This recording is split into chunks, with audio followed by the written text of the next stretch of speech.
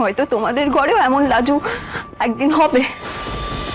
তোমাদের যত ক্ষমতা কি কেবল একটা মেয়ের পায়ের নিচে থেকে জমি, মাথার ওপর থেকে চাঁদ কেড়ে নেওয়া অব্দি শেষ? তার বেশি কিচ্ছু না। সব জুলুম শুধু ওই মেয়েটার ওপরে, যে আসলে কোনো দোষ করেনি। লাজু প্রথম নয় যার কপালে এমনটা হয়েছে। হয়তো এমন অনেক লাজু আছে আশেপাশের গায়ে। হয়তো তোমাদের ঘরেও এমন লাজু একদিন হবে।